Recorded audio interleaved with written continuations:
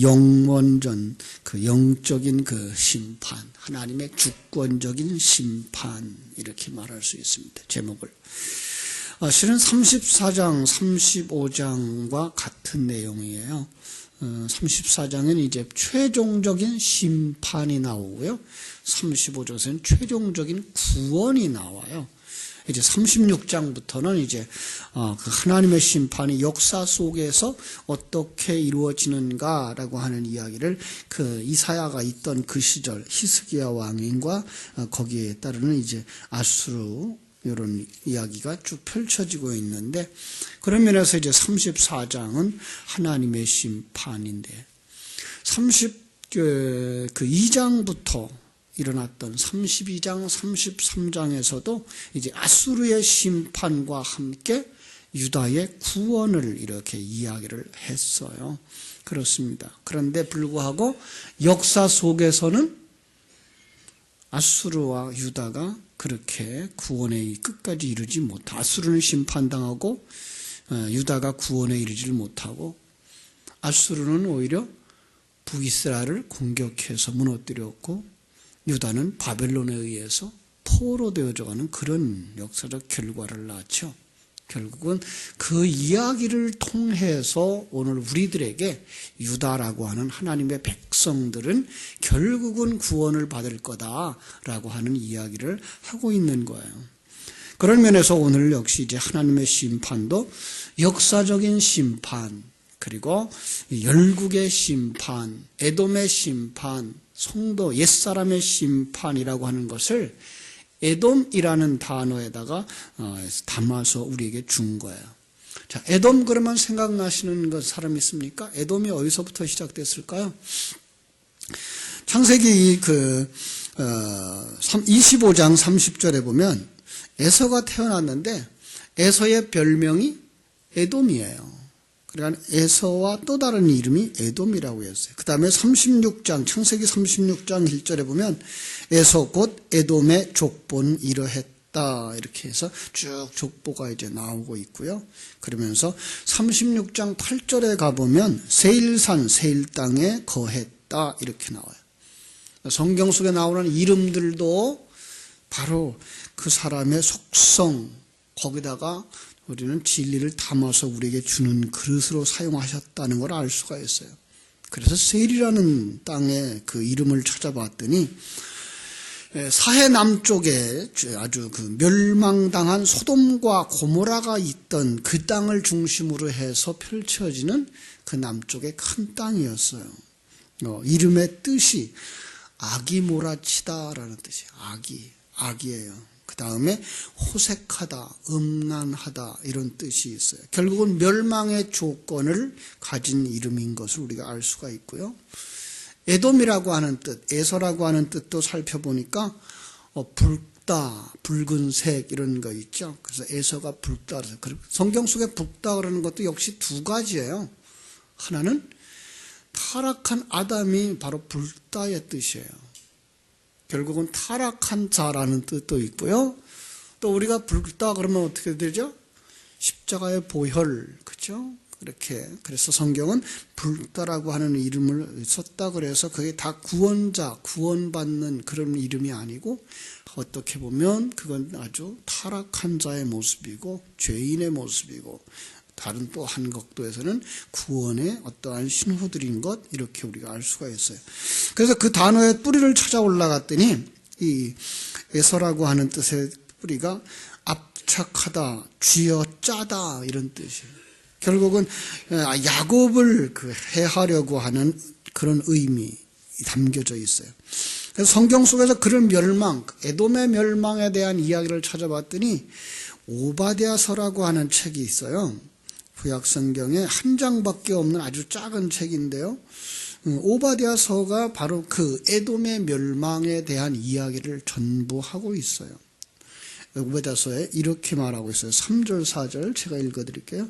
너의 교만이 마음의 교만이 너를 속였도다. 바위 틈에 거주하며 높은 곳에 사는 자여 네가 마음에 이르기를 누가 능히 나를 땅에 끌어내리겠느냐 하니 네가 독수리처럼 높이 오르며 별 사이에 깃들일지라도 내가 거기에서 너를 끌어내리라. 여호와의 말씀이니라. 교만이에요. 그 교만의 때문에 멸망하는 나라. 자, 우리는 성경 속에서 이 교만이라고 하는 것도 생각해 볼 수 있죠. 어떤 게 교만이에요?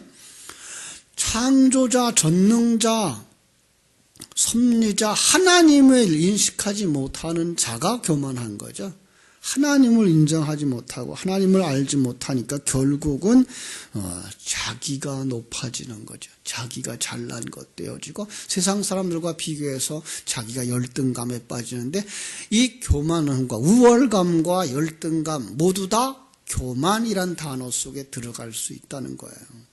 그래서 결국은 하나님은 이제 그 나라를 징벌하신다 이렇게 오바댜서에서 말하고 있어요. 철저하게 파멸시키겠다 이렇게 말씀하고 있어요. 이제 본문으로 돌아옵니다. 34장 1절 열국이여 너희는 나와 들을지어다. 민족들이여 귀를 기울일지어다.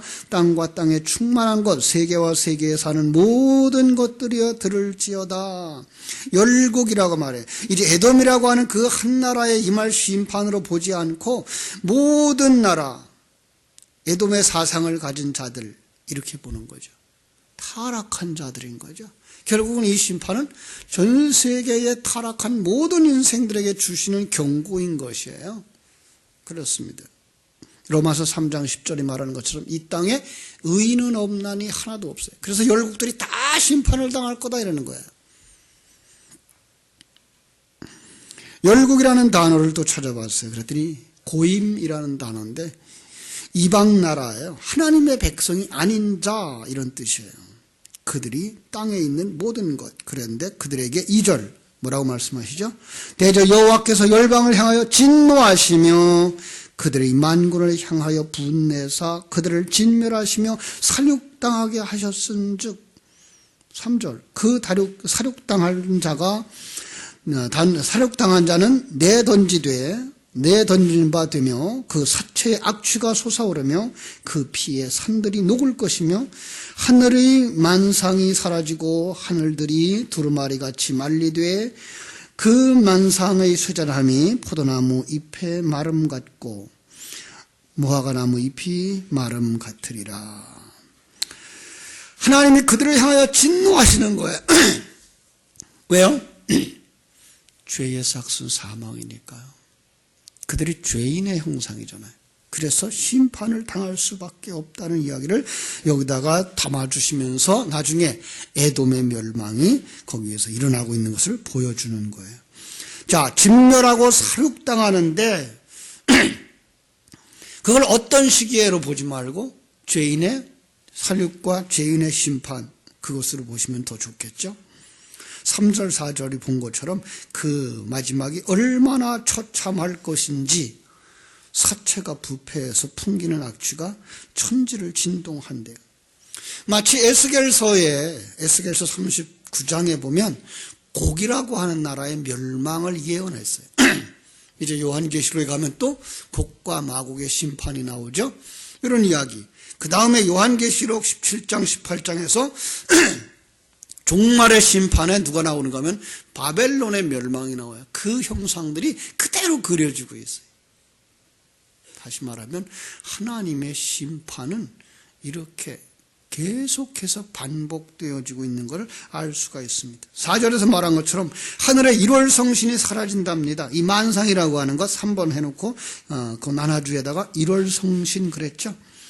예, 하늘의 그 1월 성신이 사라진대요. 다시 말하면 요한계시록 21장에서 말한 것처럼 새 하늘과 새 땅이 나타나자 이제까지 있었던 처음 하늘과 처음 땅은 없어지죠. 바다도 다시 없어졌다. 다시는 있지 않더라라는 말을 우리가 볼 수가 있는 것처럼 하나님의 심판이 이루어지는 것을 볼 수가 있습니다. 5절 그 심판이 무엇으로 이루어지느냐? 여호와의 칼이라 그랬어요. 성경 속에 칼, 말씀의 검이죠.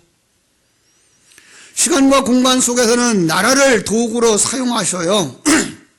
그래서 이방 나라를 들어서 그 나라를 치기도 하시죠. 그래서 이스라엘은 항상 주변 국가의 공격을 받는 나라였어요. 왜 그래요? 그들이 복음을 떠나서 하나님의 은혜를 잃어버릴 때 하나님은 이방 나라를 들어서 그들을 징계했어요. 그래서 징계하면 어디로 돌아와야 되죠? 하나님께로 돌아와야 돼요. 그게 뭐예요? 사사기였잖아요. 사사기에도 보면 하나님의 백성들이 흥청망청하고 타락할 때 하나님 이방 나라를 들어서 징계하시죠. 징계하면 그들은 정신이 있는 자들, 하나님의 생명이 있는 자들은 어디로 돌아와요? 하나님께로 돌아와요. 그게 회개하는 거예요. 그러면 하나님이 거기서 구원자를 세워요. 그게 바로 예수 그리스도를 상징하는 사사들이죠. 그 사사들을 통해서 그 땅에 다시 이제 평화가 오는 이런 순환이 일어나고 있어요. 나중에 이제 그 사사기를 한번 살펴볼 기회가 있겠습니다만, 바로 그것은 우리가 살아가는 모습이며 이 인생의 모습이에요.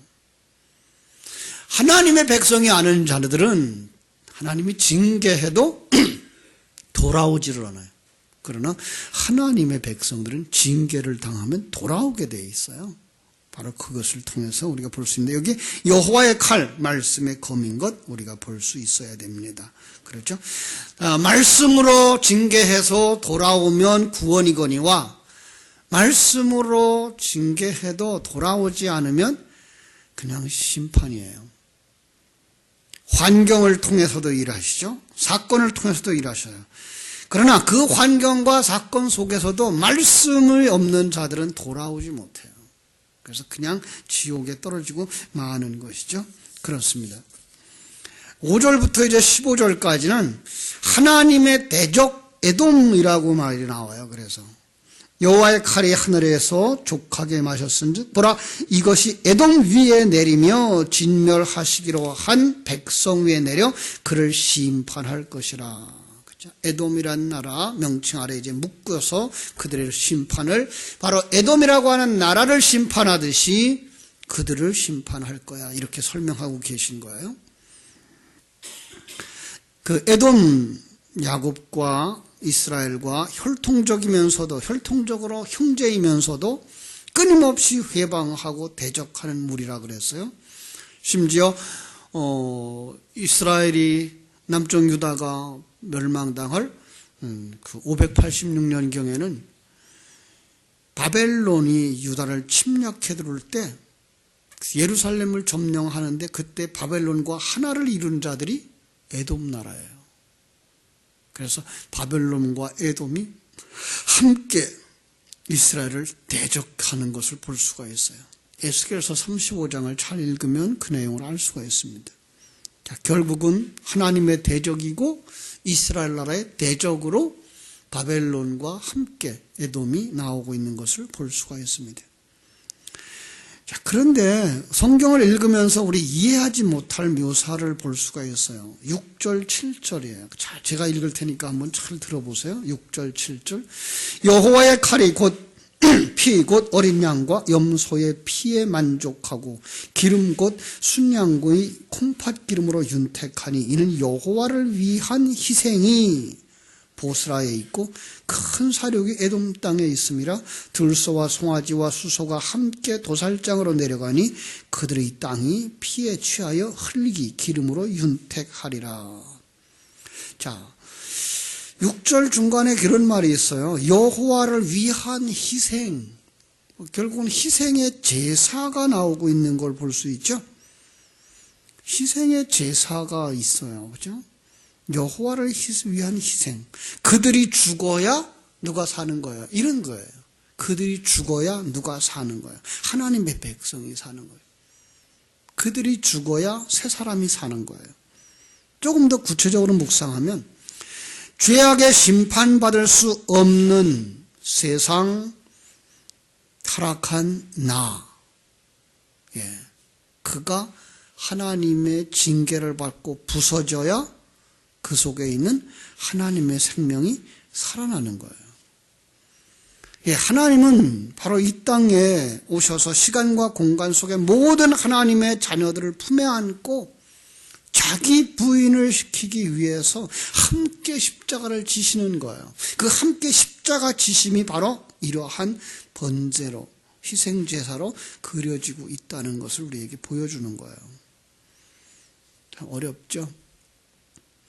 우리가 누가복음 15장 16절에서 불의한 청지기를 이렇게 이야기할 때도 어려웠고, 요한복음 8장에 가면 간음하다 현장에서 잡힌 여인의 구원의 이야기할 때도 조금 어려웠습니다만은 주님이 그들과 하나 되어져요. 이 부분이에요.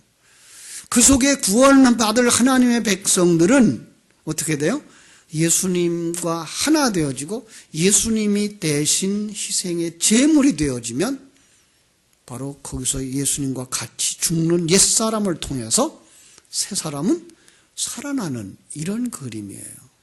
나중에 점점 이해가 되실 거예요. 자, 성도들의 자기 부인이고요, 성도의 옛사람이 십자가 지는 삶이 바로 이 희생의 제사로 그려지고 있는 걸 볼 수 있으셔야 돼요. 그렇게 되어질 때 그 십자가의 죽음으로 말미암아 새 생명이 살아나고 완성되어지기 때문에 그렇습니다. 자, 반면에 그걸 어떻게 표현한다고요? 그거를 이제 보복이다, 이런 말을 쓰고 있는 거예요. 왜 보복이 되죠? 바로 우리 하나님의 백성인 이스라엘의 대적자가 되기 때문에 그래요. 영적인 전쟁은 그래서 밖에 어떤 나라와 어떤 나라가 하는 게 아니라 바로 성도들 안에서 일어나요. 성도들 안에 있는 옛사람을 무너뜨리고 성도 안에 있는 새 사람을 완성시키는 그 일에 하나님은 생명을 새 사람에게 부어주고 그 새 사람은 옛 사람과 싸움을 하게 돼요. 항상 이게 바로 성도들의 영적 전쟁이에요.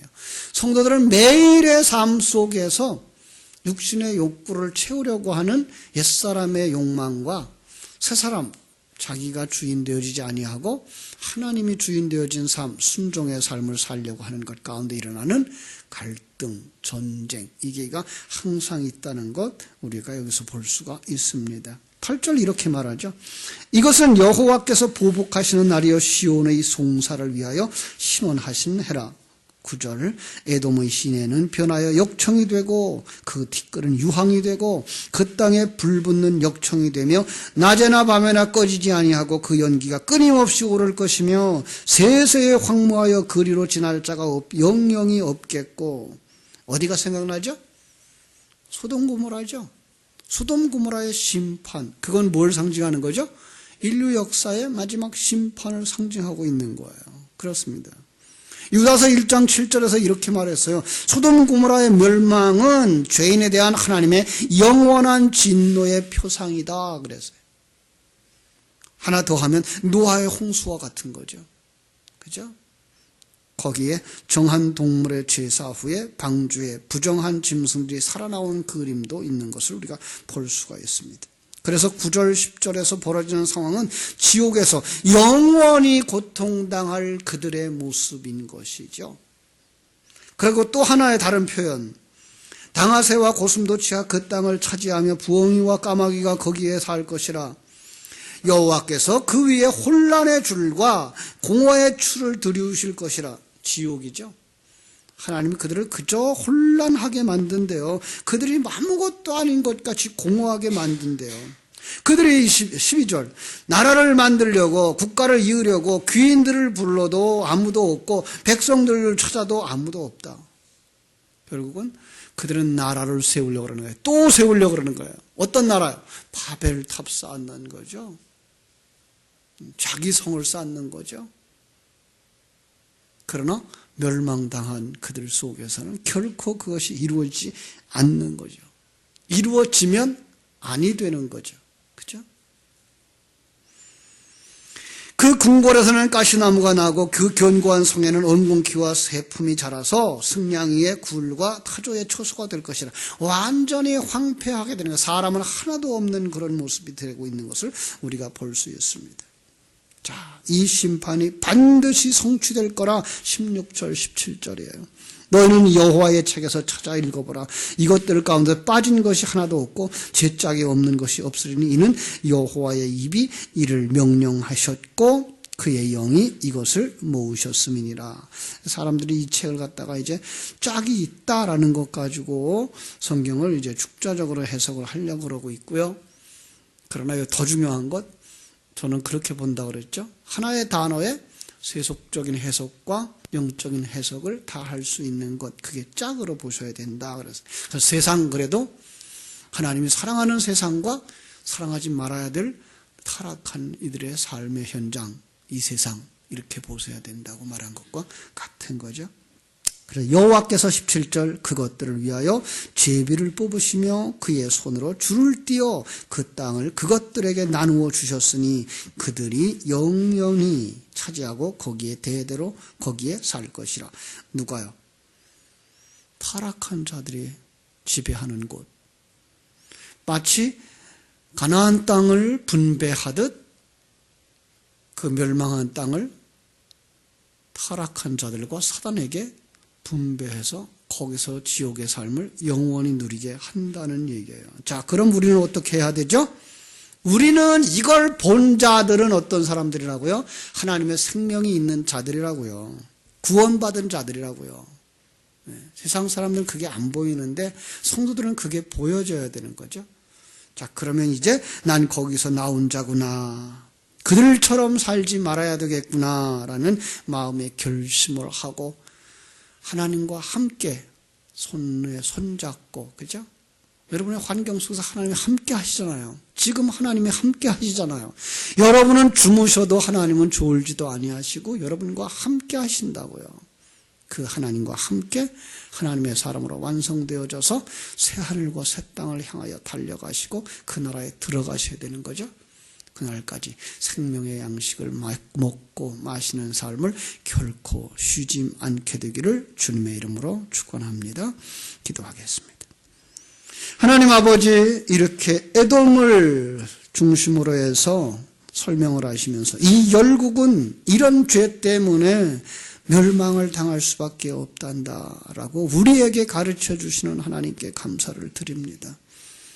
에돔이 그렇게 이스라엘을 대적하고 이스라엘을 공격하고 이스라엘을 해했던 것처럼 세상은, 사단은, 우리 옛사람은 새 사람 된 하나님의 백성들을 공격하지만 그들의 결국은 하나님의 손에 의해서, 진리와 생명의 말씀에 의해서 산산이 부서지고 소돔과 고모라처럼 불탈 것이며 황폐하여진 광야처럼 영원히 혼란하고 영원히 공허할 것입니다. 우리들은 거기서 나온 자들이 되었음에 참으로 하나님께 감사할 수 있는 자들, 그 감사를 누리며 살아갈 수 있도록 하나님이 우리와 함께하고 계신 사실에 더 분명하게 느껴지고 깨달아지게 하여 주시기를 원합니다. 그 일을 위하여 생명의 양식을 구하는 자들, 진리와 생명의 말씀에 목말라 하며 그 말씀을 되새김질해서 그것이 생명되어지기를 간절히 소원하는 믿음의 열정으로 충만되어져 하나님과 함께 가는 이 길이 복된 길이고 아름다운 길이고 그리고 기쁨과 감사가 넘치는 길이라는 사실이 깨달아져서 심령 깊은 곳에서부터 감사가 넘치고 기쁨이 넘치고 소망이 넘치는 자들이 다 되게 하여 주시옵소서. 오늘 하루의 삶도 주님께 부탁드리며 거룩하신 예수님의 이름으로 기도하옵나이다. 아멘. 하늘에 계신